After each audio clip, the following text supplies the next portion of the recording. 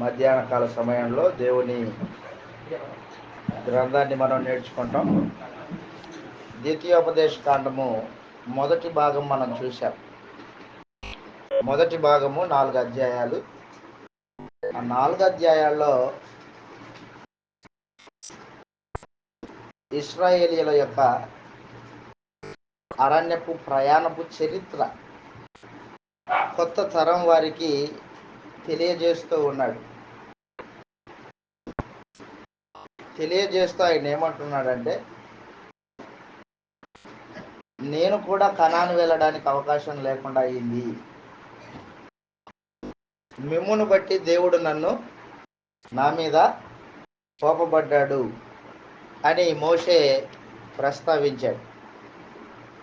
ఒక విషయం, దేవుడు ఇంకొకరిని బట్టి ఇంకొకరిని కోపించుకోడు. ఒకరిని బట్టి మరొకరి మీద కోపం పెంచుకునేవాడు కాదు దేవుడు. ఎవరు తప్పు చేస్తే వారి మీదే కోపం ఉంచుకుంటాడు ఆయన. ఒకరు తప్పు చేస్తే మరొకరి మీద కోపం ఉంచుకునేవాడు కాదు. మనుష్య స్వభావం కలిగిన వాడు కాదు ఆయన. కాబట్టి మోషే ఏం మాట్లాడాడంటే, మిమ్మును బట్టి నన్ను కోపించుకున్నాడు అన్నాడు. మోషే చేసిన తప్పిదాన్ని బట్టి మోషే మీద దేవుడు కోపం ఉంచి కనాను దేశంలో ప్రవేశించొద్దు అని చెప్పిన మాట వాస్తవం. ఆ తర్వాత 4వ అధ్యాయంలో మనం చూసుకుంటూ వచ్చినప్పుడు ధర్మశాస్త్రానికి, దేవుని ఆజ్ఞలకి ఏమి కలపొద్దు, ఏమి తీసివేయొద్దు అని చెప్పేశాడు. ఇవి నా ఆజ్ఞలు, వాటిని అనుసరించి మీరు నడవాల్సిందే. మీరు నడిచినప్పుడు నా ప్రజలవుతారు, నేను మీకు దేవుణ్ణి అవుతాను, నేను రాజుని, మీరు నా రాజ్య ప్రజలు. ధర్మశాస్త్రము, రాజ్యాంగ చట్టము. రాజు, రాజ్య ప్రజలు, రాజ్యాంగ చట్టము. రాజు ఏలుబడి చేసే స్థలం కనాను దేశం. పాత నిబంధన ధర్మశాస్త్రము ఇశ్రాయేలీలకు ఎందుకు ఇచ్చాడు? దేవుడు ధర్మశాస్త్రాన్ని ఇవ్వడంలో ఆయన మనస్సు ఏంటి అనేది కొద్దిసేపు మనం ఆలోచన చేస్తాం ఈ సమయంలో. ధర్మశాస్త్రము ఎవరికి ఇచ్చాడు దేవుడు వాస్తవానికి? తిమోతికి రాసిన మొదటి పత్రిక, దుర్మార్గులకి, నరహంతకులకి, మాతృహంతకులకి, పితృహంతకులకి, వ్యభిచారులకి, చోరులకి ఇవ్వబడింది ధర్మశాస్త్రం. నీతిమంతునికి ధర్మశాస్త్రాన్ని ఇవ్వలేదు దేవుడు. నీతిమంతునికి ధర్మశాస్త్రాన్ని దేవుడు ఇవ్వలేదు. తిమోతికి రాసిన మొదటి పత్రిక 1వ అధ్యాయము ధర్మశాస్త్రము ఎలాంటి వారికి ఇవ్వబడిందో తెలియజేశాడు. ధర్మశాస్త్రము ఎలాంటి వారికి ఇవ్వబడింది? 1వ అధ్యాయము 11వ వచనం నుండి చదువుతాను చూడండి. ఏమన్నా? అయినను నాకు అప్పగించిన ఆయన మహిమగల సువార్త ప్రకారము అదిగో ధర్మశాస్త్రము ధర్మ విరోధులకును, అవిధేయులకును, భక్తిహీనులకును, పాపిష్టులకును, అపవిత్రులకును, మతదూషకులకును, పితృహంతకులకు, మాతృహంతకులకు, నరహంతకులకును, వ్యభిచారులకును, పురుష సంయోగులకును, మనుష్య చోరులకును, అబద్ధికులకును, అప్రమాణికులకును, ఆరోగ్యకరమైన బోధకు, దేవుని బోధకు విరోధి అయిన వాడు ఎవరైనా అలాంటి వారికి ఇవ్వబడింది. అదన్నమాట. నీతిమంతుడికి నియమింపబడలేదని ధర్మానుకూలంగా ధర్మశాస్త్రాన్ని ఉపయోగించాలా?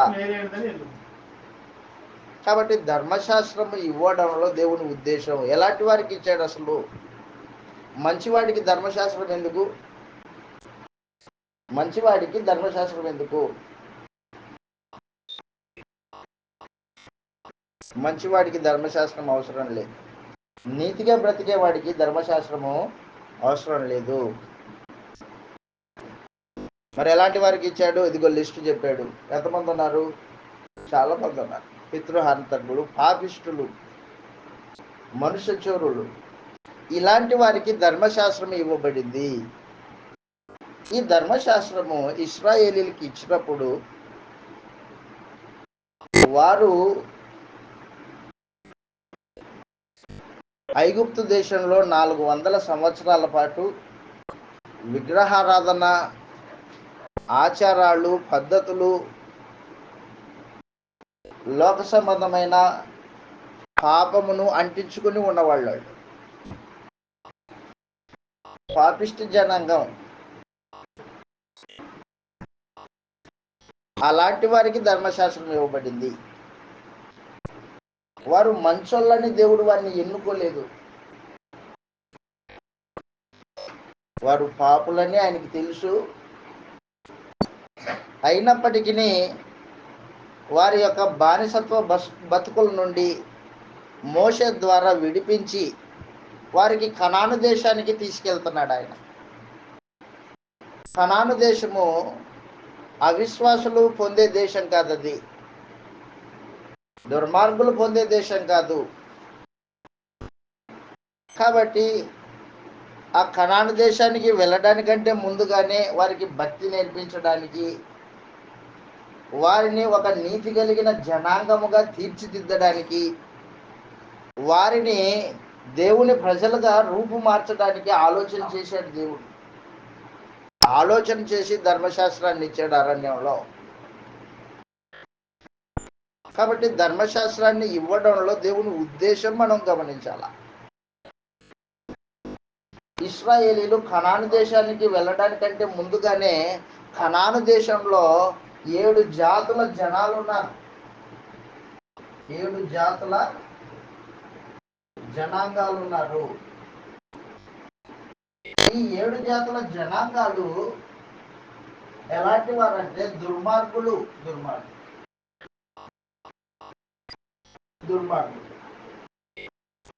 వాయవరసలు లేని వాళ్ళు, ఎవరికి ఇష్టం వచ్చినట్టు వాళ్ళు నడుచుకునేవాళ్ళు, పాపిష్ట జనాంగం. వీళ్ళని, ఈ 7 జాతుల వారిని ఆ కనాను దేశంలో నుంచి వెళ్ళగొట్టి, ఇదిగో ధర్మశాస్త్రం ప్రకారంగా నీతిగా నడుచుకునే ఇశ్రాయేలీల్ని తీసుకెళ్ళి కనాను దేశంలో నాటాలి, నిలబెట్టాలి అనే ఉద్దేశము దేవుడు. అలా చేస్తానని దేవుడు ఎవరికి ప్రమాణం చేశాడు? అబ్రహాము, ఇస్సాకు, యాకోబులకు ప్రమాణం చేశాడు. చదువుతాం. ఇలా వ్రాయబడింది ద్వితీయోపదేశ కాండము 8వ అధ్యాయంలో. దానికంటే ముందు 9వ అధ్యాయం 3వ వచనం. ద్వితీయోపదేశ కాండము 9వ అధ్యాయం 3వ వచనంలో. ఇది ఎవరితో స్విచ్ ఆఫ్ అయింది? 9వ అధ్యాయం ద్వితీయోపదేశ కాండం 9వ అధ్యాయం 3వ వచనంలో ఈ మాటలు రాయబడ్డాయి. కాబట్టి నీ దేవుడైన యెహోవా తానే దహించు అగ్ని అని నీ ముందర దాటిపోవచ్చున్నాడని నేడు నీవు తెలుసుకొనుము. వారిని నశింపజేసి నీ ఎదుట వారిని కూలద్రోయును. యెహోవా నీతో చెప్పినట్లు నీవు వారిని వెళ్ళగొట్టుదువు, వారిని నశింపజేసదు. నీ దేవుడైన యెహోవా అదిగో నీ ఎదుట నుండి వారిని తోలివేసిన తర్వాత నేను ఈ దేశమును స్వాధీనపరుచుకున్నట్లుగా, అదిగో దేవుడు నా నీతిని బట్టి నన్ను ప్రవేశపెట్టాను అని నువ్వు అనుకోవద్దు. ఈ జనములు, ఎదుగో 7 జాతుల వాళ్ళు, ఈ జనముల చెడుతనాన్ని బట్టి యెహోవా నీ ఎదుట నుండి వారిని వెళ్ళగొడుతున్నాడు. చెడుతనాన్ని బట్టి, చెడుతనాన్ని బట్టి వెళ్ళగొడుతున్నాడు. వాళ్ళని వెళ్ళగొట్టి మిమ్మల్ని అక్కడ నాటుకుంటాడు. చదువుతాం కింది వచనంలో 5వ వచనం. నీవు వారి దేశమునకు వచ్చి దాన్ని స్వాధీనపరుచుకొనుటకు అదిగో నీ నీతి అయినను నీ హృదయ యథార్థత అయినను హేతువు కాదు. ఈ జనముల చెడుతనమును బట్టి యెహోవా నీ పితరులైన అబ్రహాము ఇస్సాకు యాకోబులతో ప్రమాణం చేసే మాటను స్థాపించుటకై నీ దేవుడైన యెహోవా వారిని నీ ఎదుట నుండి వెళ్ళగొట్టుచున్నాడు. అదన్నమాట. కాబట్టి కనాను దేశానికి వారిని నడిపించడంలో దేవునికున్న ఉద్దేశం ఏంటంటే, మాట తప్పని స్వభావం దేవుడిది. మీ పితరులైన అబ్రహాము ఇస్సాకు యాకోబులకు ఇచ్చిన మాట ప్రకారంగా, ప్రమాణం ప్రకారంగా మిమ్మల్ని నడిపిస్తున్నాను నేను అని చెప్పేసి. అంతే తప్పించే మీ మంచితనమో లేకపోతే మీ నీతో మీ హృదయ యథార్థతో మీ భక్తితో కాదు. ఎవరు అతిశయించడానికి లేదు.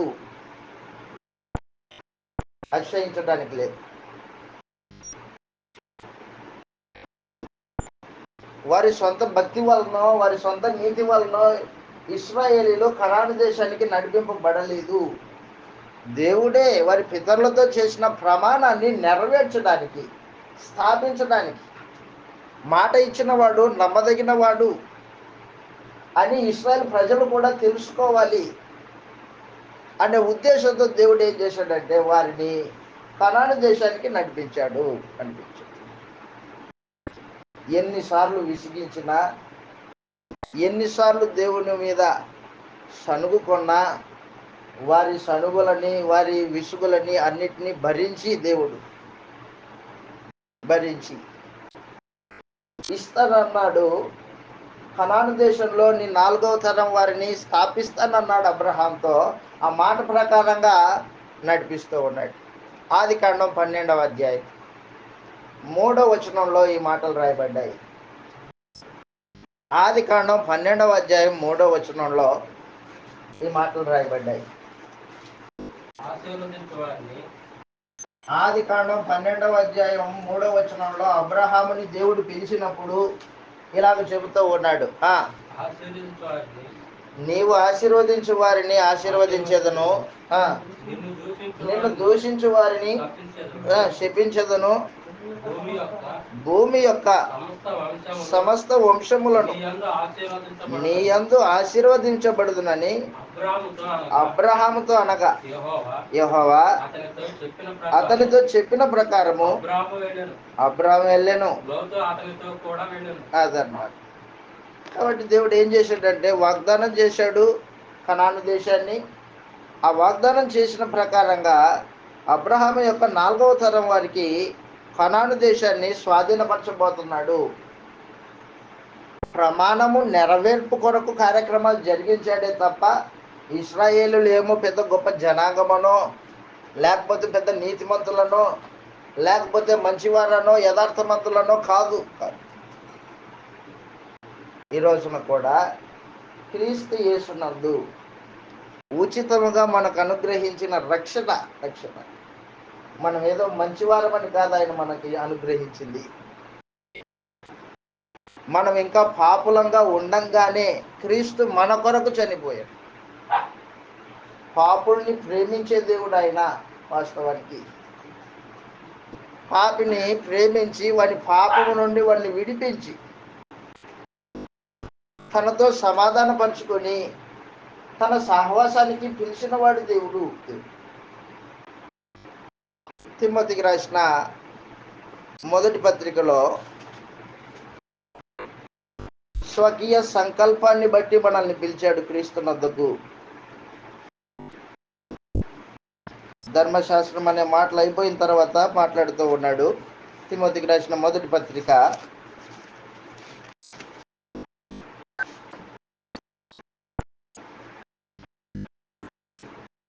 క్షమించండి, 2వ పత్రిక 1వ అధ్యాయం 9వ వచనంలో ఈ మాటలు రాయబడ్డాయి. మన క్రియలను బట్టి కాక తిమోతికి రాసిన 2వ పత్రిక 1వ అధ్యాయము 9వ వచనంలో మన క్రియలను బట్టి కాక తన స్వకీయ తన సంకల్పమును బట్టి అనాది కాలమున అంటే జగత్తు పునాది వేయబడక మునిపే క్రీస్తు యేసునందు మనకు అనుగ్రహింపబడినది క్రీస్తు యేసు మన రక్షకుని ప్రత్యక్షత వలన బయలుపరచబడినైన తన కృపను బట్టి మనల్ని రక్షించి పరిశుద్ధమైన పిలుపుతో ఆయన మనల్ని పిలిచెను. దేవుని కృపను బట్టి మనల్ని పిలిచాడు, రక్తంతో పరిశుద్ధపరిచాడు, అనాదిలో దేవుడు చేసుకున్న నిర్ణయం ప్రకారంగా పిలిచాడు, మన క్రియలు కాదు. కాబట్టి మనలో ఎవరు అతిశయపడవలసిన వీలు లేదు.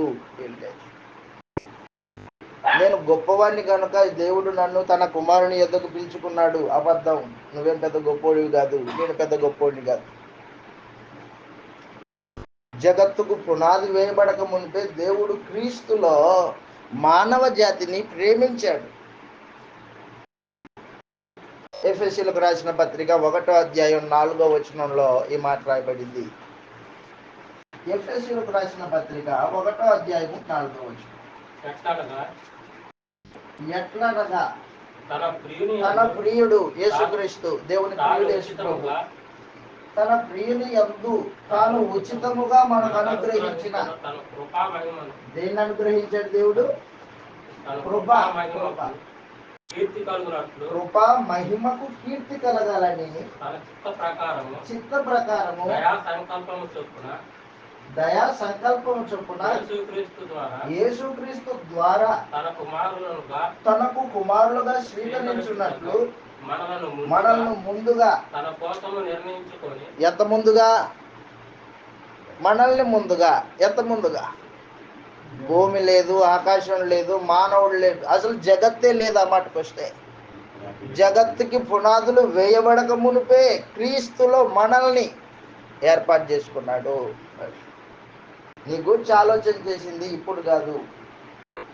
నువ్వు క్రీస్తు ద్వారా రక్షింపబడి క్రీస్తు ద్వారా దేవునికి కుమారుడుగా చేయబడాలనే కోరిక, ఆలోచన దేవునిది అప్పుడప్పుడు కలిగింది కాదు. అది జగత్తుకు పునాది వేయబడక మునిపే నీ గురించి నా గురించి ఆలోచన చేశాడు దేవుడు. ఆయన కృపకు కీర్తి కలగవలనని, అది ఆయన కృపకు కీర్తి కలగాలి. మహత్తరమైన ప్రేమ కలిగిన దేవుడు, ప్రేమ కలిగిన దేవుడు. కాబట్టి ఇశ్రాయేలీలకి ఆ రోజున తెలియజెప్పాడు, ఓ ఇశ్రాయేలు జాగ్రత్త, నీ నీతి కాదు, నీ భక్తి కాదు, నీ యథార్థత కాదు, నా కృపను బట్టి అబ్రహాంకి నేను చేసిన వాగ్దానాన్ని బట్టి నీకు కనాను దేశాన్ని ఇస్తున్నా అని చెప్పేసి వారికి ఎలాగో ఈ రోజున మనకు ఆత్మ సంబంధమైన రక్షణ దేవుని కృపను బట్టి, ఆ కృపకు కీర్తి కలగవలనని ఉద్దేశించి కుమారుడు అయిన క్రీస్తు యేసు ద్వారా మనల్ని కుమారులుగా స్వీకరించడానికి ఒక సంకల్పం చేశాడు. ఆ సంకల్పం ప్రకారంగా ఆయన మనల్ని కుమారులుగా స్వీకరించాడు. తీతుకు రాసిన పత్రిక 3వ అధ్యాయం 4వ వచనంలో ఈ మాట రాయబడింది. తీతుకు రాసిన పత్రిక 3వ అధ్యాయము 4వ వచనంలో, కాబట్టి మనుషుడు దేవుని కృపను కోరుకోవాలి. తీతుకు రాసిన పత్రిక 3వ అధ్యాయము 4వ వచనంలో మన రక్షకుడైన అదిగో దేవుని యొక్క దయ, మానవుల ఎడల ఆయనకున్న ప్రేమ ప్రత్యక్షమైంది. ఎక్కడ ప్రత్యక్షమైంది? కల్వరి శిలువలో. క్రీస్తుని మన కోసము అర్పించడంలో దేవుని దయ, దేవుని ప్రేమ ప్రత్యక్షమైంది. దయ ప్లస్ ప్రేమ, కృప. అది కృప అంటే అర్థం ఏంటి? ఆ కృప అంటే కృపేనండి, అది కాదు. కృపలో దేవుని యొక్క దయ ఉంది, మానవుల పట్ల దేవుని ప్రేమ ఉంది. పాపం చేసిన వాడిని పాపం కొరకు వాడిని శిక్షింపకోకుండా వానికి బదులుగా యేసు ప్రభువుని శిక్ష విధించి వాడికి కృప చూపించాలా. వాడు పాపి, యోగ్యత లేదు, అయినప్పటికీ నేను అతనికి యోగ్యత కలిగించాలా. కృప కృప చెబుతున్నాడు. మానవుల ఎడల ఆయనకున్న ప్రేమయు ప్రత్యక్షమైనప్పుడు మనం నీతిని అనుసరించి చేసిన క్రియల మూలంగా కాక తన కనికరం చెప్పుననే పునర్జన్మ సంబంధమైన స్నానం ద్వారాను పరిశుద్ధాత్మ మనల్ని నూతన పరచడం ద్వారాను స్వభావం అనుగ్రహించడం ద్వారాను మనల్ని రక్షించను. కాబట్టి దేవుని యొక్క ఏర్పాట్లు ఆ రోజున ఇశ్రాయేల్ పట్ల ఏ రీతిగా ఉందో దానికంటే ఉన్నతంగా క్రీస్తు యేసునందు మానవ జాతి పట్ల దేవుని ఏర్పాటు. కాబట్టి మనుషుడు తనకున్న భక్తిని బట్టో, తనకున్న హృదయ యథార్థతను బట్టో, తనకున్న మంచి కార్యక్రమాలను బట్టో, దాన ధర్మాలని బట్టో మనుషుడు పాపక్షమాపణ పొందుకోలేడు. ఆయన కృపలో ప్రవేశిస్తే, ఆయన కృప అర్థం చేసుకుంటే ఆ దేవుని ద్వారా క్రీస్తు యేసునందు రక్షింపబడే ఏర్పాటు విశ్వాసం. దీనికంతటికి కారణం ఏంటన్నమాట? మనుషుడు దేవుని కృప పొందాలంటే ఏం చేయాలా? విశ్వాసం ఉంచాలి. విశ్వాసం లేకుండా దేవునికి ఇష్టడై ఉండట అసాధ్యం. నువ్వు ధర్మశాస్త్రం అంతా పాటించు, విశ్వాసం లేకపోతే వ్యర్థం. నువ్వు కొత్త నిబంధన పాటించు, విశ్వాసం లేకపోతే వ్యర్థం. విశ్వాసం ప్రాముఖ్యమైంది. ఆ రోజున ఇశ్రాయేలీలలో కొదువైంది ఏంటంటే విశ్వాసమే కొదువైంది. 6,03,550 మందితో ప్రారంభించబడిన ఆ జనాభా కనాను దేశానికి ప్రయాణం ప్రారంభించారు. దాంట్లో 2 మాత్రమే వెళ్ళారు, కాలేబు, యెహోషువ. ఏ కారణం ఏంటి? విశ్వాసం. అదనమాట. కాబట్టి దేవుడు ధర్మశాస్త్రం ఇవ్వడంలో ఆయనకు ఒక ఉద్దేశం ఉంది. ఇశ్రాయేలీలని కనాను దేశానికి నడిపించడంలో ఉద్దేశం ఉంది. ఆయన వెనకాల ఆయన మనసును తేటగా తెలియజేశాడు. మీరు లోక జనులలాగా దుర్మార్గులుగా, దొంగలుగా, మాతృహంతకులుగా, పితృహంతకులుగా ఉండకూడదు. నా జనాంగం సపరేట్. నేను మీ పితరుల అబ్రహాము, ఇస్సాకు, యాకోబులతో చేసిన ప్రమాణం ప్రకారంగా కనాను దేశాన్ని పొందేవాళ్ళు విశ్వాసులై ఉండాల, పవిత్రమైన జనాంగమై ఉండాల, నిర్దోషమైన జనాంగమై ఉండాల. అందుకని దేవుడు వారికి వాయవరసలు ఇచ్చాడు. లోకంలో లేని చట్టాలని ఇశ్రాయేల్ ప్రజలకి దేవుడు ధర్మశాస్త్రానుసారంగా దయచేశాడు. వాయవరసలు ఇచ్చారు. మానవ సంబంధాలు, సహోదరుని ప్రేమ, ఎదుటి వారిని దేన్ని ఆశించొద్దు,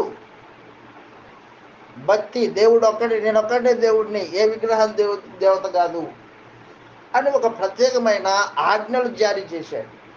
ఆ ఆజ్ఞలు ద్వితీయోపదేశకాండము 5వ అధ్యాయం నుండి 26వ అధ్యాయం వరకు తెలియజేసుకుంటూ వచ్చాడు.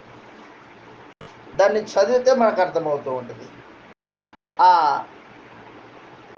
అధ్యాయాల్లో ఏం రాయబడింది?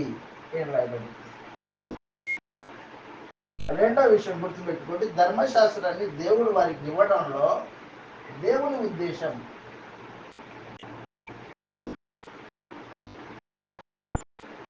ధర్మశాస్త్రము వారి మీద సాక్షిగా ఉండడానికి ఇచ్చాడు. ధర్మశాస్త్రము వారి మీద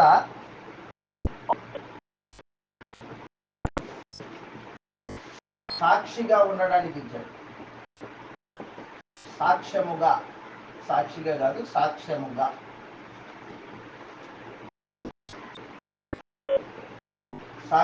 ఉండడానికి ఇచ్చాడు. ధర్మశాస్త్రపు వాక్యమే వారి మీద సాక్ష్యం. ఈ రోజున మనం వింటున్న ఈ వాక్యము రేపొద్దున మనకి తీర్పు దినమున సాక్ష్యంగా ఉంటుంది. విని విడిచిపెట్టే వారికి సాక్ష్యముగా ఉంటుంది. విని అనుసరించే వారికి మేలు చేస్తుంది. యేసు ప్రభు అదే తెలియజేశాడు యోహాను సువార్త 3వ అధ్యాయంలో.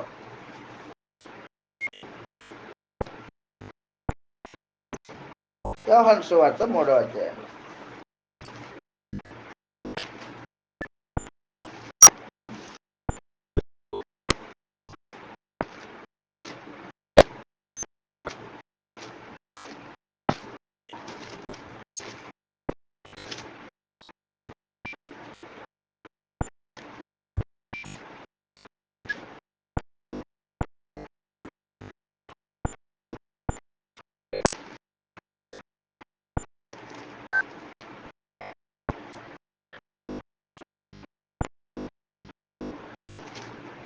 మూడవ అధ్యాయము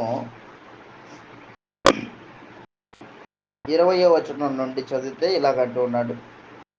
దుష్కార్యము చేయు ప- ప్రతివాడు 19 నుంచి ఆ తీర్పు ఇదే, ఆ తీర్పు ఇదే, వెలుగు లోకములోనికి వచ్చెను గాని వెలుగు లోకంలోనికి వచ్చును గాని తమ క్రియలు చెడ్డవైనవి. తమ క్రియలు చెడ్డవైనందున మనుషులు వెలుగును మనుషులు వెలుగును ప్రేమింపక ప్రేమింపక చీకటినే ప్రేమించిరి. చీకటినే ప్రేమించిరి. దుష్కార్యము చేయు దుష్కార్యం చేయువాడు ప్రతివాడు వెలుగునొద్దకు రాలేడు, తన క్రియలు దుష్క్రియలుగా కనబడకుండానట్లు వెలుగునొద్దకు రాడు. వెలుగునొద్దకు రాడు. సత్యవంతుడంటే సత్యవంతుడైతే నా దగ్గరికి వస్తాడు. దేవుని మూలముగా 12వ అధ్యాయం యోహాను సువార్త 12వ అధ్యాయం 47వ వచనంలో ఎవడైనా నా మాటను వినియు ఎవడైనను నా మాట విని వాటిని గైకొనకుండిన ఎడల వాక్యమును గైకొనకపోతే నేను అతనికి తీర్పు తీర్చును. నేను అతనికి తీర్పు తీర్చును. నేను లోకమును తీర్పుకు రాలేదు అతను కానీ మన లోకానికి తీర్పు తీర్చడానికి నేను రాలేదు కానీ లోకమును రక్షించుటకే వచ్చితిని. లోకాన్ని రక్షించడానికే నన్ను వచ్చాను. నిరాకరించి నన్ను నిరాకరించి నా మాటలు నా మాటలు అంగీకరించిన వానికి తీర్పు తీర్చువాడెవడు కలడు? తీర్పు తీర్చుగాడు ఒకడు గలడు. నేను చెప్పిన మాటయే అది నేను చెప్పిన మాటయే అంత దినమందు వానికి తీర్పు తీర్చును. అదనమాట. వాక్యమే రేపొద్దున తీర్పు తీరుస్తుంది. కాబట్టి వింటున్న వాక్యము దాన్ని అనుసరించే పాటైతే విను జాగ్రత్తగా. ఏదో వినాలి అనే ఉద్దేశంతో వినొద్దు, అది కాదు. అది రేపొద్దున నీకు సాక్ష్యంగా నిలబడుతుంది. ఆ రోజున ఇశ్రాయేలీయులకు ధర్మశాస్త్రాన్ని సాక్ష్యముగా ఇచ్చాడు. 31వ అధ్యాయం ద్వితీయోపదేశకాండం 31వ అధ్యాయంలో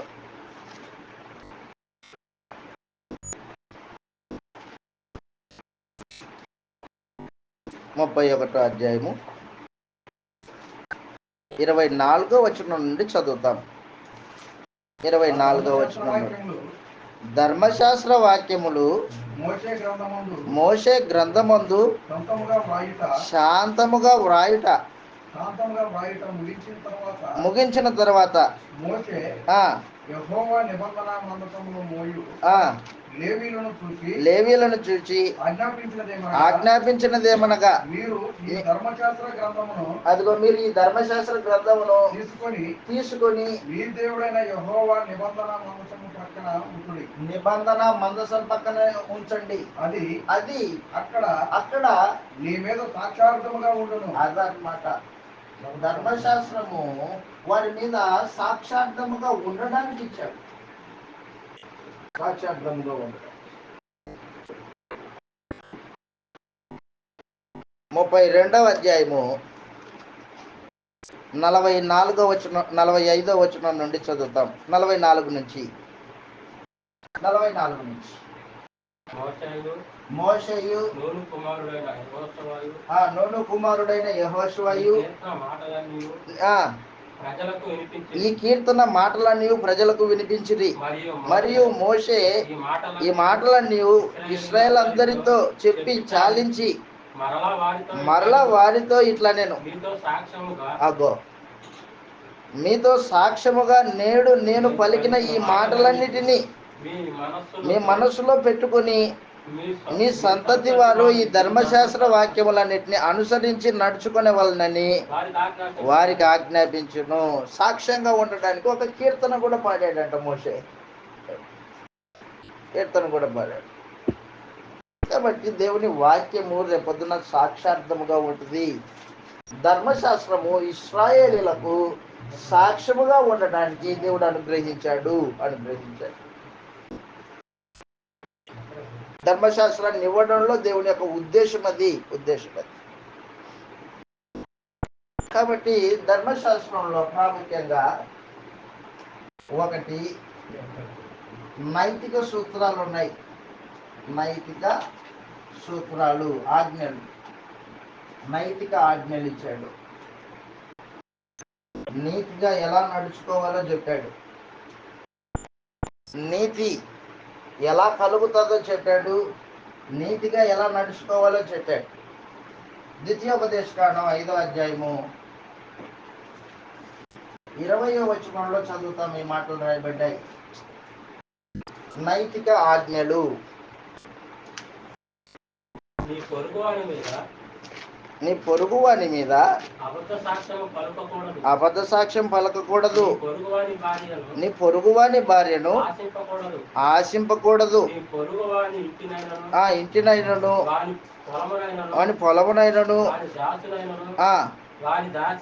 దాసినైనను ఎద్దునైనను ఆశింపకూడదు. ఆశింపకూడదు.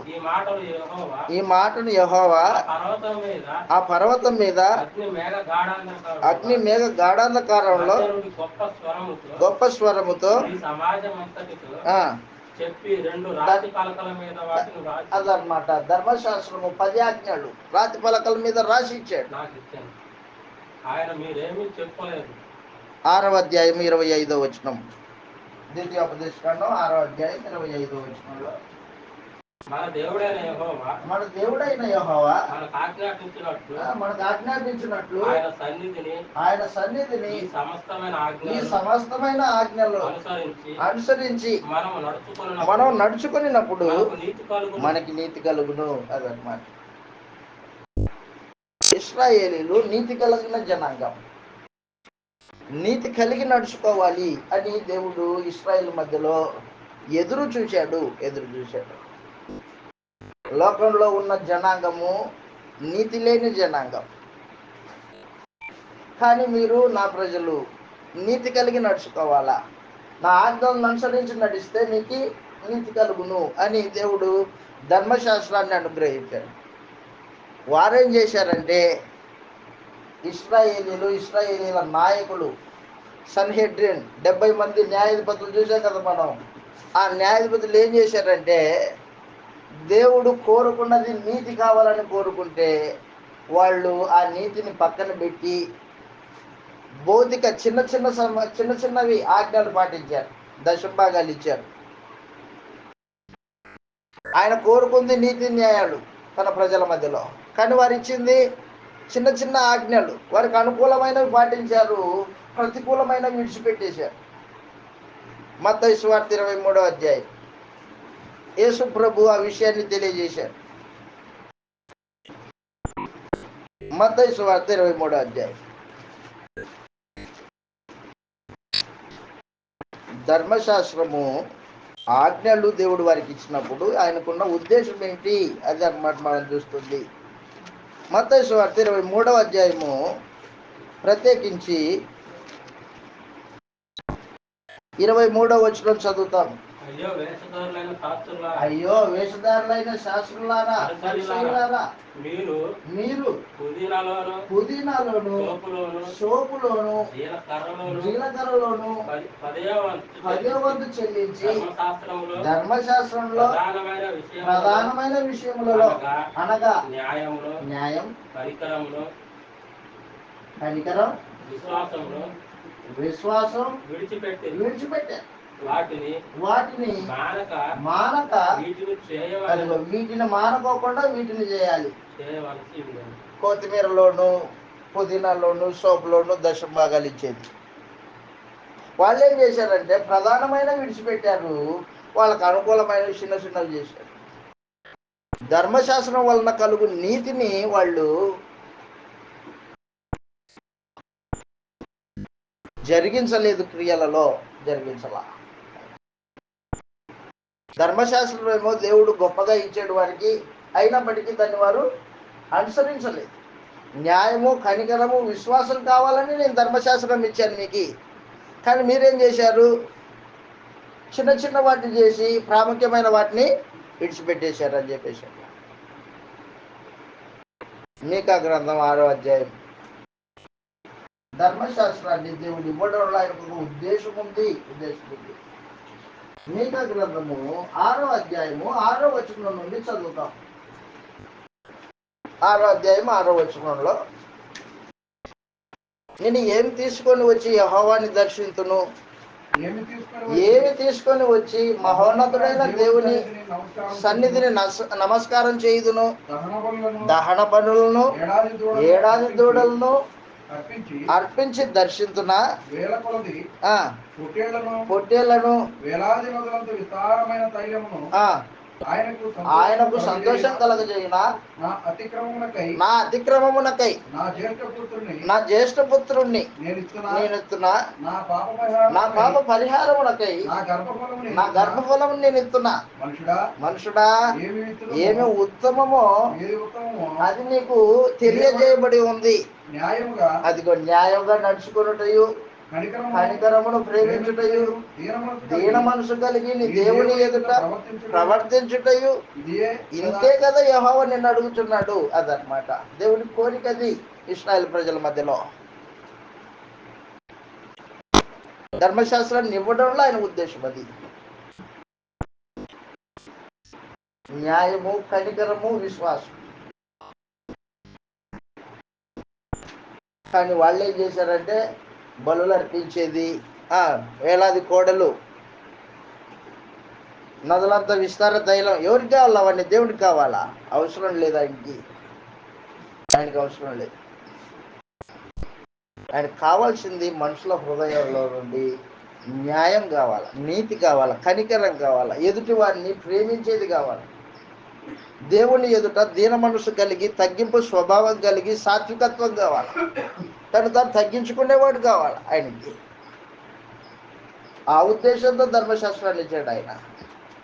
కానీ వాళ్ళు దాన్ని ఆ రీతిగా అంగీకరించి స్వీకరించలేదు. దాన్ని అలాగ వెంటాడలేదు.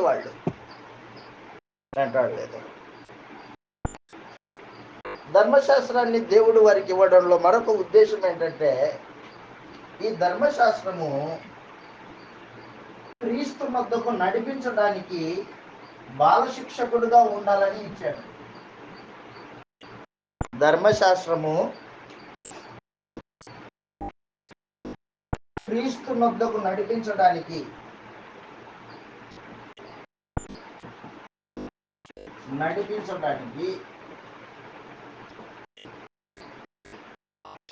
బాలశిక్షకుడిగా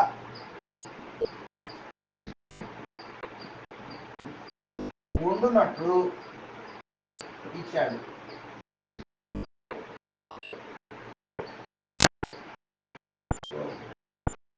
గలతీయులకు రాసిన పత్రిక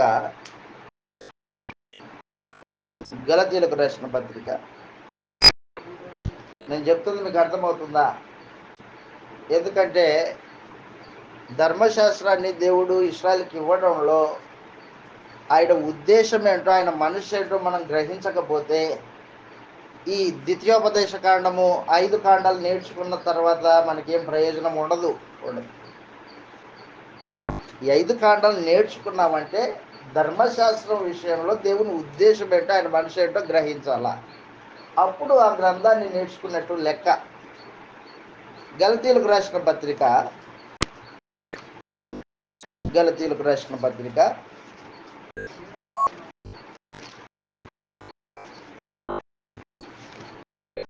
అపోస్తలుడైన పౌలు తెలియజేస్తున్నాడు. గలతీ ప్రాంతంలో ఉన్న క్రీస్తు ప్రభు సంఘాలకి తెలియజేస్తున్న మాట అది. 23వ వచనం నుండి చదువుతాం. 3వ అధ్యాయం 23వ వచనంలో,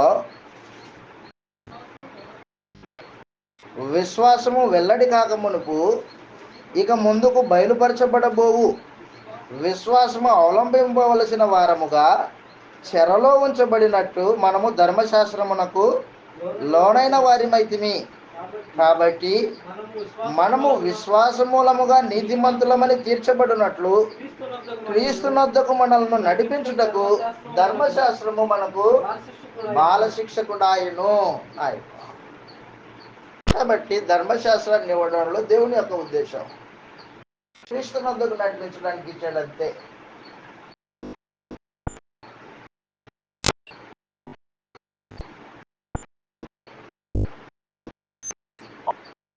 ద్వితీయోపదేశకాండం మనం చదువుతూ ఉన్నప్పుడు దేవుని యొక్క ఉద్దేశాలని గమనించుకుంటూ ఆయన మనసు ఏంటో గ్రహించుకుంటూ గ్రంథాన్ని చదవాలి. అప్పుడు నీకు అర్థమవుతుంది, లేకపోతే అర్థం కాదు. అందుకని నేను మీకు తెలియజేస్తున్నది ఏంటంటే, దేవుడు ఒక గ్రంథాన్ని ప్రజలకి, ప్రత్యేకంగా ఇశ్రాయేలీలకి ఇచ్చాడంటే ఏ ఉద్దేశంతో ఇచ్చాడు, ఎందుకు ఇచ్చాడు అనేది మనం గ్రహించాలి. అలా గ్రహించినప్పుడు ఆ గ్రంథాన్ని మనం చదివినట్టు లెక్క, లేకపోతే లేదు. ధర్మశాస్త్రము యేసు ప్రభు యొక్క శిలువ మరణంలో కొట్టివేయబడింది. ధర్మశాస్త్రం వలన ఇశ్రాయేలీయుల్ని నీతిమంతులుగా తీర్చడానికి దేవుడు ఆలోచన చేస్తే వారేం చేశారంటే ఆ ఆజ్ఞల్ని సంపూర్ణంగా పక్కన పెట్టి దాన్ని విడిచిపెట్టి ఇంకా పాపులుగా మారిపోయారు. ఇంకా పాపులుగా, అధిక పాపులుగా మారిపోయారు వాళ్ళు. చదువు అక్కడ రాయబడింది.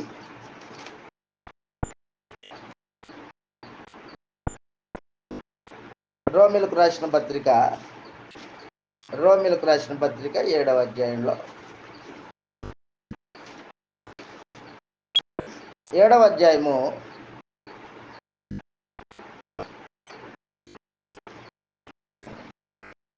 7వ వచనం నుండి చదువుతాం. కాబట్టి ఏమందుము ధర్మశాస్త్రం పాపమాయన అట్లుండరాదు, ధర్మశాస్త్రం వలననే గాని పాపమనగా ఎట్టిదో నాకు తెలియకపోవు. పాపం అంటే ఏంటో తెలియజెప్పింది ఎవరు? ధర్మశాస్త్రం. పాపానికి నిర్వచనం ఇచ్చింది ధర్మశాస్త్రం.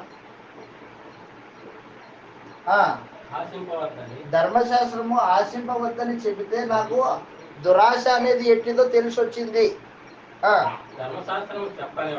ధర్మశాస్త్రము చెప్పని ఎడల ఆ దురాశ అన్నది ఎట్టిదో నాకు తెలియకపోవును.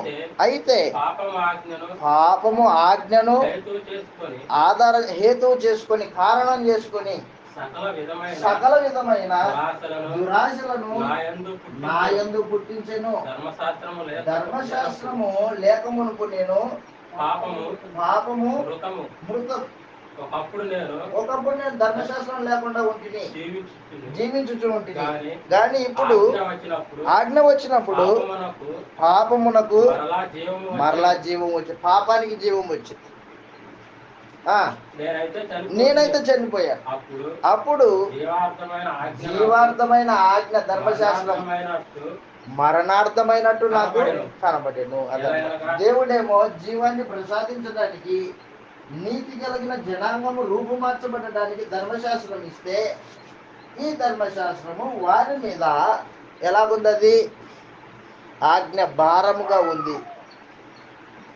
ఆజ్ఞలో నిల్చలేని పరిస్థితి. ఆజ్ఞ పాపమును మరింత పాపముగా చేసి చెప్తూ ఉన్నాడు, నేనైతే చనిపోయాను, పాపానికి జీవం వచ్చింది, నేను చనిపోయాను అన్నాడు.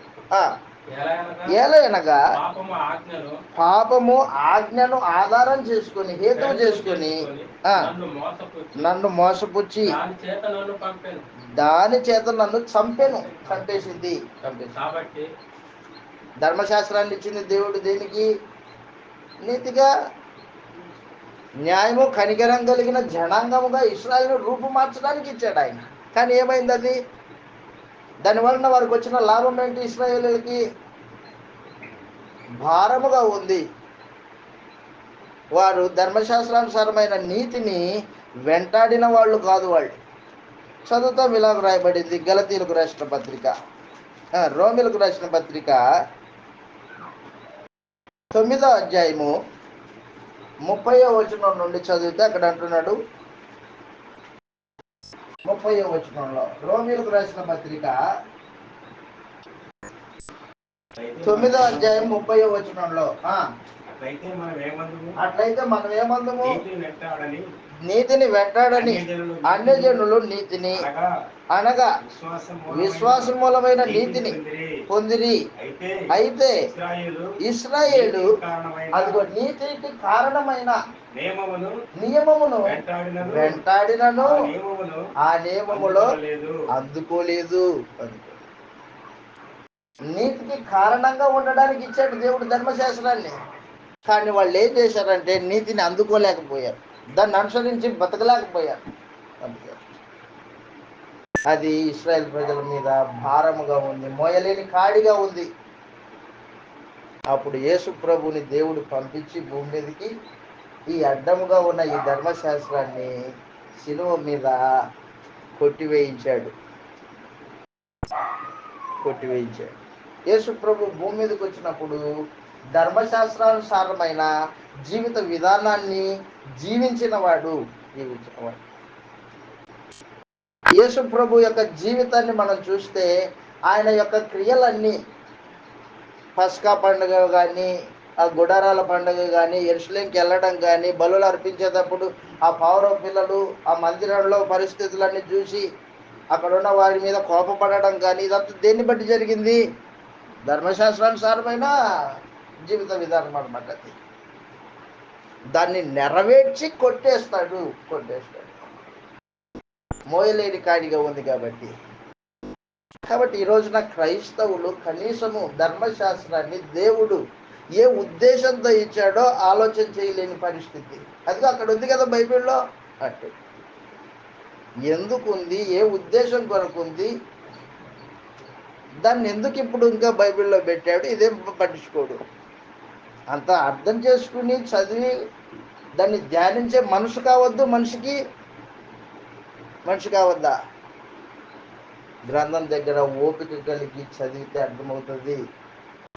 దేవుడు ఈ గ్రంథాన్ని అర్థమయ్యడానికే ఇచ్చాడు, అపార్థం చేసుకోవడానికి లేదా.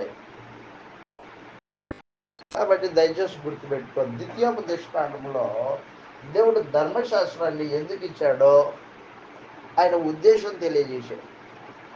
మీరు నీతి కలిగిన జనాంగంగా ఉండాలి. మీ పితరులు పాపం చేసి చనిపోయారు. ఈ ధర్మశాస్త్రము నీతికి కారణమైన ధర్మశాస్త్రం, దీన్ని అనుసరించండి, మీరు నీతిమంతులుగా ఉంటారు.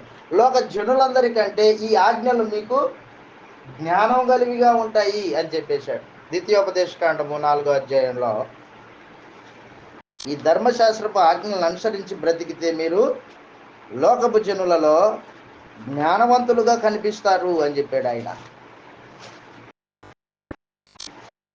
ద్వితీయోపదేశకాండం 4వ అధ్యాయము 6వ వచనంలో ఈ మాట రాయబడింది. ఈ కట్టడలన్నిటినీ మీరు గైకొని అనుసరింపవలెను. వాటిని గూర్చి జనుల దృష్టికి అదే మీకు జ్ఞానము, అదే మీకు వివేకము. జ్ఞానము, వివేకము. కాబట్టి దేవుడు చుట్టూ ఉన్న జనాలందరికంటే ఒక ప్రత్యేకంగా ఇశ్రాయేలీయుల్ని ఉండాలి అనే ఉద్దేశంతో ధర్మశాస్త్రాన్ని అనుగ్రహించాడు. జ్ఞానం కలిగిన ప్రజలు మీ దగ్గర వాయవరుసలు ఉన్నాయి. పాపం అంటే ఏంటో తెలుసు మీకు ధర్మశాస్త్రానుసారంగా. నీతిగా ఎలా బతకాలో తెలిసారు. ఈ విషయాలు ధర్మశాస్త్రంలో రాయించేశాడు అన్నమాట. కాబట్టి దయచేసి గుర్తుపెట్టుకో, మనము ధర్మశాస్త్రంలో ద్వితీయోపదేశకాండం 2వ ఉపదేశం అన్నమాట. కొత్త జనాంగానికి వివరించి చెబుతున్నాడు మోషే. గత చరిత్ర చెప్పాడు, ఇప్పుడు ఆజ్ఞల దగ్గరికి వచ్చాడు. ఆ ఆజ్ఞలు, ధర్మశాస్త్రం 10 ఆజ్ఞలు మాట్లాడిన తర్వాత నీతిగా ఎలా నడుచుకోవాలో వాటి గురించి మాట్లాడుకుంటూ వచ్చాడు అన్నమాట. చదువుతాం ఒకసారి ద్వితీయోపదేశకాండం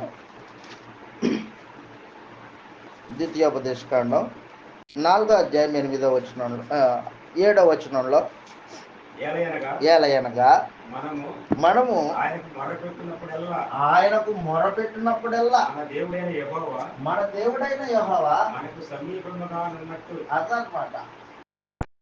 దేవుడు ఇశ్రాయేలు ప్రజలు మొరపెట్టినప్పుడల్లా ఆయన సమీపంగా ఉన్నాడు.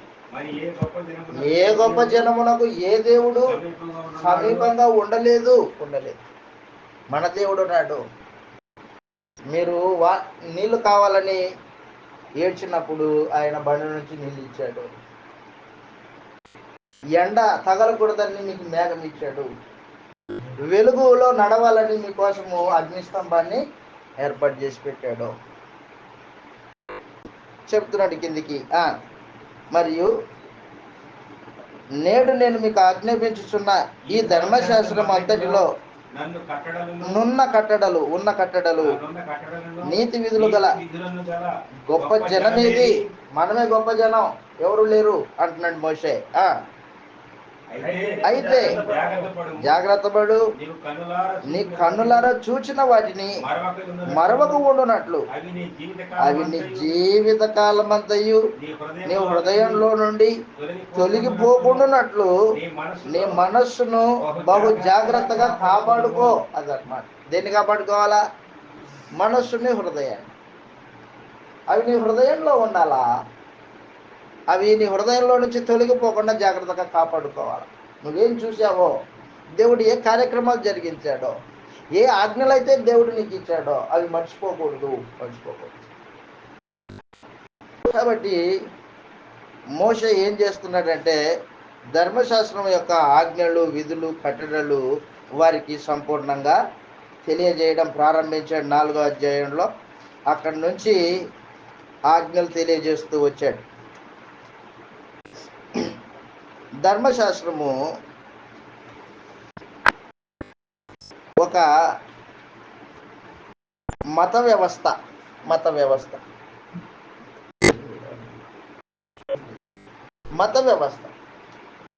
ధర్మశాస్త్రములో ఒకటి మత వ్యవస్థను ఏర్పాటు చేసి పెట్టాడు.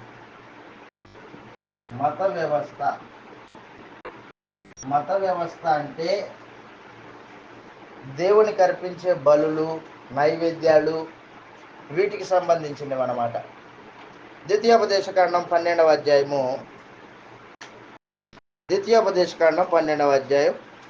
1వ వచనం నుండి చదువుతాం. ద్వితీయోపదేశకాండం 12వ అధ్యాయం 1వ వచనం నుండి, మీరు స్వాధీనపరచుకొనుటకు మీ పితరుల దేవుడైన యెహోవా మీకు ఇచ్చిన దేశమును భూమి మీద బ్రతుకు దినములన్నిటిను మీరు అనుసరించి గైకొనవలసిన కట్టడలను, విధులు ఇవి. కొనబోవు జనులు గొప్ప పర్వతం మీదనేమి, మెట్టల మీదనేమి, పచ్చని చెట్ల కిందేమి, ఎక్కడెక్కడైతే అక్కడ వాళ్ళు బలులు అర్పించారో, తమ దేవతలను పూజించారో ఆ స్థలములన్నింటినీ మీరు బొత్తిగా నాశనం చేయాలి. వాళ్ళకి ఇష్టం వచ్చిన దగ్గర దేవత పేరు పెట్టారు. చెట్టును పూజిస్తారు, కొండను పూజిస్తారు, దేన్నైనా పూజిస్తారు వాళ్ళు. కానీ మీరు అలాంటి వాళ్ళు కాదు. నేనే మీ దేవుణ్ణి, మీరే నా ప్రజలు. నేను తప్ప ఇంకొక దేవుడు నీకు ఉండకూడదు. భూమి మీద దేని రూపంలో నీవు విగ్రహముగా చేసుకొనకూడదు. కాబట్టి దేవుడు ఏం చేశాడంటే నేను తప్ప ఇంకొక దేవుడు నీకు ఉండకూడదు. అక్కడున్న కనాను దేశపు వాళ్ళు వారి విగ్రహాలని ఎక్కడ పడితే అక్కడ పూజ చేస్తారు, కానీ నువ్వు చేయడానికి లేదు అది అని చెప్పాడు. చదువుతాం కిందికి.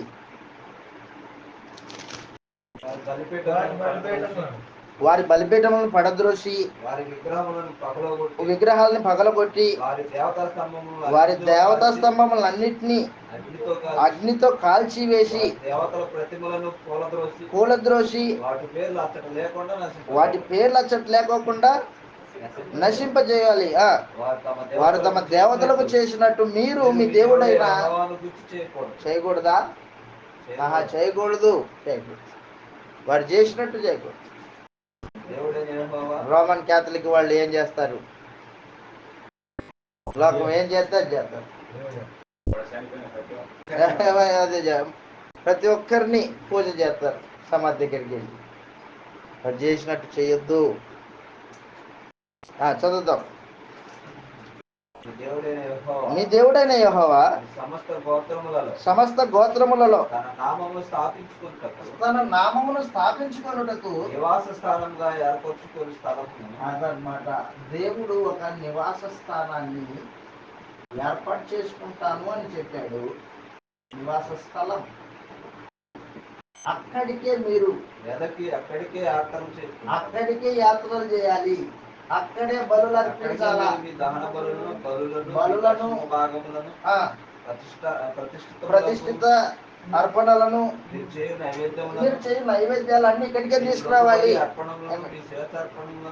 అదనమాట మత వ్యవస్థ. ఒక వ్యవస్థని ఏర్పాటు చేసి పెట్టి ఇచ్చాడు.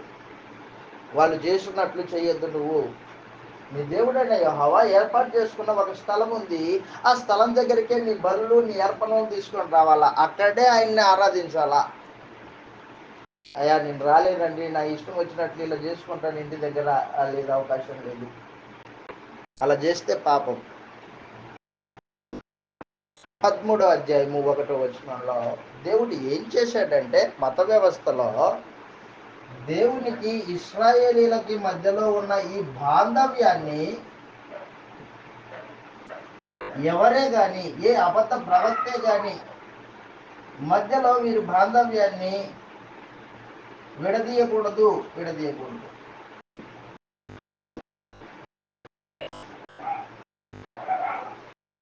బాంధవ్యం 13వ అధ్యాయం 1వ వచనంలో ప్రవక్తే గాని కలలు కనవాడే గాని నీ మధ్య లేచి నీ ఎదుట సూచక్రియ మహత్కార్యమైనను చేసి నీవు ఎరుగని ఇతర దేవతలను పూజింతము రండి రమ్మని చెప్పిన ఎడల, బాగా గుర్తుపెట్టుకోండి ఏమంటున్నాడో, అతడు మీతో చెప్పిన సూచక్రియే గాని మహత్య కార్యం గాని సంభవించినను అంటే అర్థమేంటి? కలిగినను. అబద్ధ ప్రవక్త ఎవడైనా లేచి ఇదిగో నేను అది చేస్తా ఇది చేస్తా అని చేసాడు అనుకో నీ కళ్ళెదుట, అలా చేసినా కూడా అది నిజంగా జరిగినా కూడా వాడి మాట వినొద్దు. వాడి మాట వినకూడదు. నీకు నాకు మధ్యలో ఉండే ఈ బాంధవ్యము ఎవరే తెంపడానికి లేదు, విడదీయడానికి లేదు. నీవు నా ఆజ్ఞను అనుసరించి నడవాలా. ఏ అబద్ధ ప్రవక్తే గాని నీ మధ్యలోకి వచ్చి సూచక్రియ చేశాడు, అది నిజంగా జరిగింది, నీకు కూడా అర్థమవుతుంది కళ్ళెదుట, అయినా కూడా వాడిని వెంబడించకూడదు, వాడి మాటల్ని వినకూడదు. అలా జరిగించేవాడిని నేనే, వాడు కాదు. ఆ అబద్ధ ప్రవక్త వాడు చేసే ఆ సూచక్రియ వాని వలన కలిగింది కాదు, అది నేనే కలిగిస్తున్నా. ఎందుకయ్యా నువ్వే ఎందుకు కలిగిస్తున్నావు? మీ విశ్వాసాన్ని పరీక్షించడానికి కలిగిస్తున్నా. విశ్వాసాన్ని పరీక్షించడానికి. చదువుతాం కింద వచనాల్లో అంటున్నాడు ఆయన, 3వ వచనం, అతడు నీతో చెప్పిన సూచక్రియయే గాని మహత్కార్యము గాని సంభవించినను ఆ ప్రవక్త మాటలు కలలు గనువాని మాటల్ని వినకూడదు. ఏలయనగా అదే మీరు మీ దేవుడైన యెహోవాను పూర్ణ హృదయంతోనూ పూర్ణ ఆత్మతోనూ సేవించుచున్నారో లేదో తెలుసుకొనుటకు మీ దేవుడైన యెహోవా మిమ్మును పరీక్ష పెట్టాడు. అది పరీక్ష. అది అంతేగాని వాని వల్ల కలిగింది వాని శక్తి కాదు. అది ఆ రోజున ఇశ్రాయేలీల విశ్వాసాన్ని పరీక్షించాడు. మీరు నన్ను పూర్ణ హృదయంతోనూ పూర్ణ ఆత్మతోనూ సేవించాలా. సంపూర్ణ హృదయంతో నా దగ్గర ఉండాలా, నా సన్నిధిలో ఉండాలా. నేను మీతో సహవాసము ఎంత గొప్పగా కోరుకున్నానో మీరు కూడా నాతో సహవాసాన్ని అంత గొప్పగా కోరుకోవాలి. మన ఇద్దరి మధ్యలో ఎవరే మధ్యవర్తి రాకూడదు. ఈ బాంధవ్యాన్ని ఎవరే తెంపకూడదు. నేను మాట ఇస్తే నెరవేర్చే నమ్మకస్తుని, నువ్వు కూడా అలాగే నమ్మకస్తురాలై ఉండాలా ఇశ్రాయేలు అని చెప్పేశాడు అనమాట. వారి నమ్మకత్వాన్ని దేవుడు కోరుకున్నాడు. చదువుతాం కింద వచనాల్లో ఇంకా ఏమంటున్నాడంటే, మీరు లోబడి ఆయనకే భయపడి ఆయనకే భయపడాలా, ఆయన ఆజ్ఞలే అనుసరించాలా, ఆయన మాట విని ఆయనను సేవించి ఆయనను హత్తుకొని ఉండాలా. నీవు నడవలనని నీవు నడవవలనని నీ దేవుడైన యెహోవా నీకు ఆజ్ఞాపించిన మార్గములో నీకు ఆజ్ఞాపించిన మార్గములలో నుండి నిన్ను తొలగించినట్లు ఐగుప్తు దేశంలో నుండి మిమ్మల్ని రప్పించి దాస్యగృహంలో నుండి మిమ్మల్ని విడిపించిన మీ దేవుడైన యెహోవా మీద అది తిరుగుబాటు చేయుటకు ఎవడైనా మిమ్మల్ని ప్రేరేపిస్తే ఆ ప్రవక్తకేమి కలలు కనువానికేమి మరణ శిక్ష విధించాలి. అదిగో మన ఇద్దరి మధ్యలో ఉన్న ఈ బాంధవ్యాన్ని తెంచడానికి వచ్చాడు వీడు. వాడిని ఏం చేయాలి? నీవు మరణ శిక్ష విధించు. మన ఇద్దరి మధ్యలో ఎవరే ఉండకూడదు.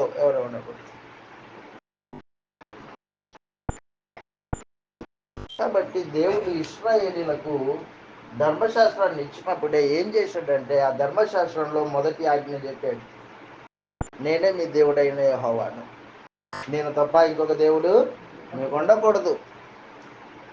లేదు యెహోవాగా దేవుడు ఇంకో దేవుడు ఉన్నాడని ఎవడైనా మీ మధ్యలోకి వచ్చి సూచక్రియ కానీ అద్భుత కార్యక్రమం కానీ చేసి మీ కళ్ళెదుట మిమ్మల్ని వేరొక దేవత వైపుకు తిప్పడానికి ప్రేరేపిస్తే వాడిని ఏం చేయి? మరణశిక్ష విధించు. అదే ఆ తర్వాత 12వ వచనంలో 13వ అధ్యాయం 6వ వచనం 13వ అధ్యాయం 6వ వచనంలో, నీ కుటుంబంలో ఎవరైనా కానీ, నీ తల్లి కుమారుడే గాని, నీ సహోదరుడే గాని, నీ కుమారుడే గాని, కుమార్తెయే గాని, కోగిటి భార్య అయినా కూడా, నీ ప్రాణ స్నేహితుడే గాని, భూమి యొక్క ఈ కొన మొదలుకొని ఆ కొన వరకు నీ సమీపముగా ఉన్న బంధువే గాని, దూరముగా ఉన్న బంధువే గాని, ఎవడే గాని మనమిద్దరిలో ఉన్న బాంధవ్యాన్ని తెంపకూడదు. ఈయన కాదు ఇంకో దేవుడు ఉన్నాడు పద అని నీ బంధువు వచ్చి చెప్పాడు అనుకో, వాడిని మాటు చేయొద్దు. వాడిని ఊరి బయటికి తీసుకెళ్ళి, ఇతడు నన్ను వేరే దేవత దగ్గరికి తీసుకొని పోవడానికి ప్రేరేపిస్తున్నాడని చెప్పి వాడిని రాళ్లతో కొట్టి చంపేయండి అని చెప్పేసి. కాబట్టి దేవుడు ఇశ్రాయేల్ మధ్యలో నమ్మకమైన బాంధవ్యాన్ని కోరుకున్నాడు. నమ్మకమైన బాంధవ్యం.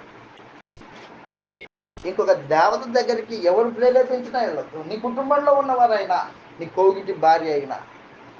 ఎందుకు ఆ మాట అన్నాడంటే, ఏదైనా తోటలో జరిగింది కోగిటి భార్య వలన ఆదాముకు వచ్చిన అపాయం. దేవునితో తనకున్న సహవాసము తెంపబడింది కోగిటి భార్య అవ్వ వలన. ఈ రోజున నేడు క్రొత్త నిబంధన యేసు ప్రభు రక్తం చేత చేయబడిన నిబంధన, ఆయన కృపను బట్టి మనకు అనుగ్రహింపబడిన రక్షణ భాగ్యము నీ కోగిటి భార్యలో లేకపోతే నీ బంధువులో నీ తల్లిదండ్రులో ఆ బాంధవ్యాన్ని తెంపడానికి వీలు లేదు. ధర్మశాస్త్ర బాంధవ్యం కంటే కొత్త నిబంధన బాంధవ్యము దేవునితో ఉన్నతమైన బాంధవ్యం అది. కాబట్టి దయచేసి గుర్తుపెట్టుకో, మత వ్యవస్థను ఏర్పాటు చేసి పెట్టాడు ఇశ్రాయేల్ మధ్యలో దేవుడు. ఆ ధర్మశాస్త్రాన్ని విడిచిపోకూడదు. ఆ తర్వాత చెప్పాడు 12వ వచనంలో, బ్రేక్ తీసుకుందాం మనం. 12వ వచనంలో అంటున్నాడు, ఇంకా ఏమంటున్నాడంటే ఆయన, నీవు నివసించుటకు నీ దేవుడైన యెహోవా నీకు ఇచ్చుచున్న నీ పురములలో ఏదో ఒక దాని యందు పనికి మాలిన కొంతమంది మనుషులు నీ మధ్య చేరి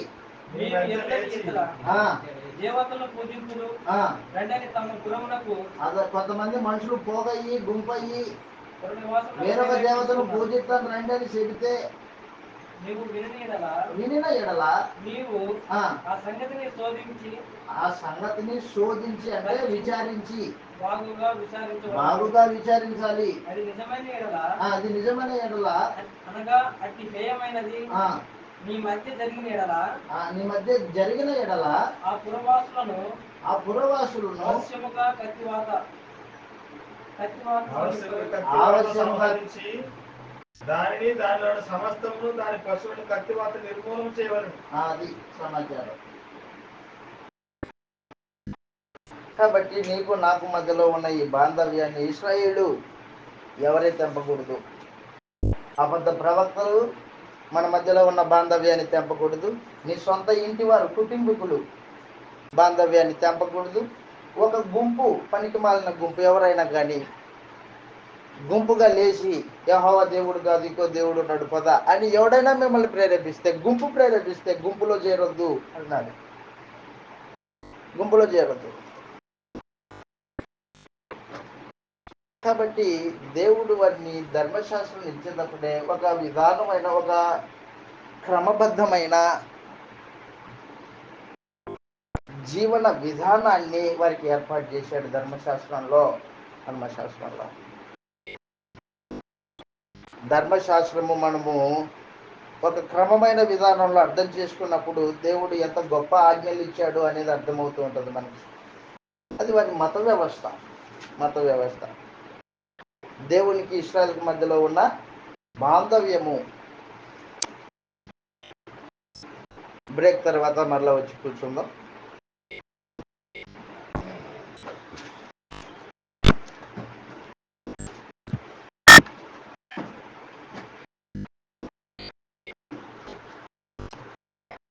బ్రేక్.